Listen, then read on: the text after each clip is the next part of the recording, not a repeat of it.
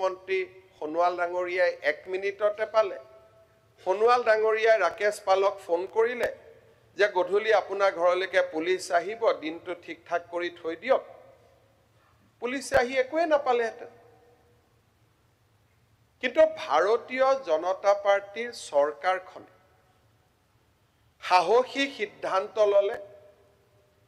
যে আমি cash register কৰিম আৰু এই কেছটোক আমি লজিক্যাল কনক্লুজনলৈকে লৈ যাম আজি যিসকল ব্যক্তিয়ে ভাৰতীয় জনতা পাৰ্টিৰ চৰকাৰখনক বা কিবা APSC ফৰ ইনজাষ্টিস এইবিলাক টুইটাৰ হেণ্ডেলৰ নাম কৈছে তেওঁলোকে APSC ফৰ ইনজাষ্টিস টুইট নকৰে তেওঁলোকে পৃথিৱীৰ আমেৰিকাৰ পৰা ইংলেণ্ডৰ সব ঘটনা টুইট কৰে এইবিলাক হেণ্ডেলৰ কোনো ক্ৰেডিবিলিটি নাই কিন্তু মই যেটো ক্ৰেডিবল কথা কৈছো যে আজি সদনে অসমৰ প্ৰাক্তন মুখ্যমন্ত্ৰী সৰ্বানন্দ সোণোৱাল ডাঙৰীয়াক ধন্যবাদ জনাব লাগিব যে ৰাজ্যৰ গৃহমন্ত্ৰী হিচাপে তেখেতে সাহসী সিদ্ধান্ত গ্ৰহণ কৰিলে যে লোকসেৱা আয়োগৰ তদন্ত আমি ক্ষিপ্ৰতাৰে কৰিম আৰু সাহসিকতাৰে কৰিম লোকসেৱা আয়োগৰ তদন্ত আৰম্ভ হ'ল ডেন্টেল ডক্টৰৰ কেছ আছিল সেই সময়ত যদি আমি বিচাৰিলোহেঁতেন তাতে সীমাবদ্ধ হৈ থাকিলেহেঁতেন কিন্তু আমাৰ চৰকাৰখনে সিদ্ধান্ত ল'লে যে নহয় লোকসেৱা আয়োগক আমি কলংকৰ পৰা মুক্ত কৰিম SIT হ'ল আৰু প্ৰথম পৰ্যায়তে আমি কেইবাজনো ব্যক্তিক লোকসেৱা আয়োগৰ তদানীন্তন অধ্যক্ষ ৰাকেশ পাল আৰু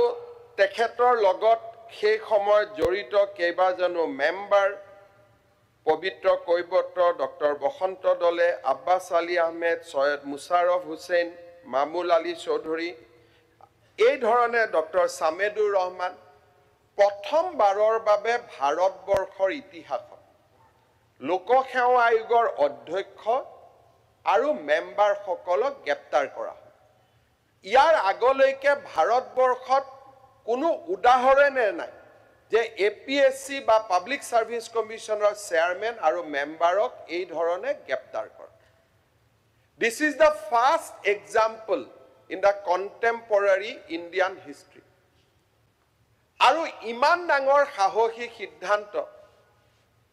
আমিও শিলঙত মাটি লৈ গৈ হিচাপ নিকাচ কৰি ল'ব পাৰিলোহেঁতেন বা কৰবাত মাটি লৈ গৈ হিচাপ নিকাচ কৰি ল'ব পাৰিলোহেঁতেন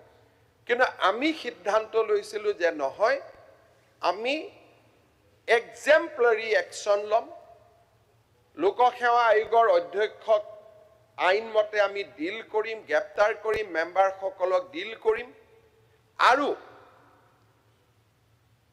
এই গোটেই প্ৰচেষ্টাটোক নিকা কৰাৰ আমি প্ৰয়াস কৰিম আজি আমাৰ চৰকাৰৰ দিনত লোকসেৱা আয়োগত যিমান নিযুক্তি হৈছে ইয়াৰ পৰৱৰ্তী justice Biplab Sarma commission is about 2013 and 14 Rakesh পালক বিদায় দিয়াৰ পিছত লোকসেৱা আয়োগত হোৱা প্ৰত্যেকটো পৰীক্ষা স্বচ্ছতাৰ ভিত্তিত কৰা হৈছে অসমৰ দুখীয়া আৰু মধ্যবিত্ত শ্ৰেণীৰ লৰা ছোৱালীয়ে আজি চৰকাৰী চাকৰি পাইছে আজি APSC যেতিয়া আমি নিযুক্তি পত্ৰ দিবলৈ সমবেত হওঁ এতিয়া কোনো মন্ত্ৰী লৰাক হলটোত আমি দেখা নাপাওঁ কংগ্ৰেছ চৰকাৰৰ দিনত একোটা APSC নিযুক্তিত 6জন 7জন কেবিনেট মিনিষ্টাৰৰ লৰা ছোৱালীয়ে থাকিছিল মেৰিট আছিল মেৰিট নাই মই ক'ব নাযাওঁ কিন্তু বাতৰি কাকতত হু ইজ হু বুলি এখন লিষ্ট ওলাইছিল সেই সময়ত কোন কি হয় কোন কাৰ নহয় আজি এনেকুৱা তালিকা বনাবৰ কাৰণে অবকাশেই নাই প্ৰত্যেকজন লৰা ছোৱালী এটা ভাল মেৰিটত পাছ কৰি আহিছে আৰু লাহে লাহে লোকসেৱা আয়োগৰ ওপৰত মানুহৰ আস্থা উভতি আহিছে আজি সকলোতকৈ এই দুৰ্নীতিৰ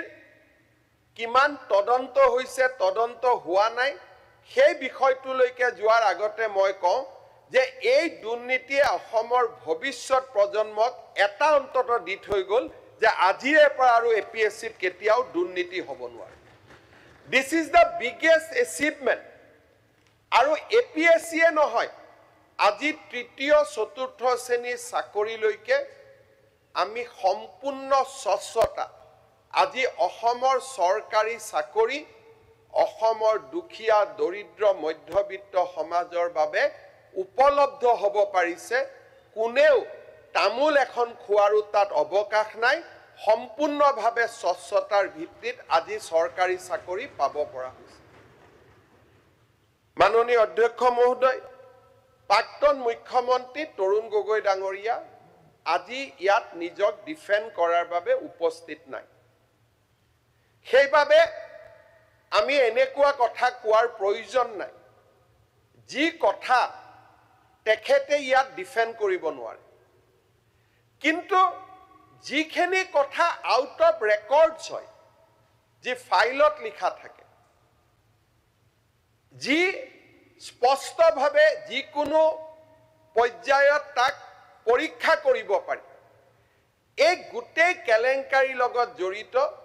দুটা তিনিটা ফাণ্ডামেণ্টেল কথা আমি পৰীক্ষা কৰিব লাগিব প্ৰথম কথা এপিএছচি নিযুক্তি কেনেকৈ হয় তপনলাল বৰুৱা কমিটি গঠন কৰা হৈছিল যেতিয়া তাৰাপ্ৰসাদ দাস ডাঙৰীয়াৰ দিনত